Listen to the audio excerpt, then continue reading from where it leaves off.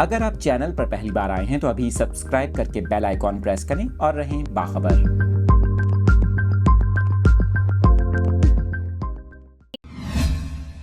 اہم خبر کی ڈیٹیلز آپ کے ساتھ شیئر کر رہے ہیں۔ آپ کو بتا رہے ہیں کہ بھارتی ریاست مغربی بنگال میں ہونے والے زوردار دھماکے میں 9 افراد ہلاک اور متعدد افراد زخمی ہو گئے۔ بھارتی میڈیا کے مطابق زوردار دھماکہ ریاست مغربی بنگال میں پٹاخے تیار کرنے والی ایک فیکٹری میں ہوا۔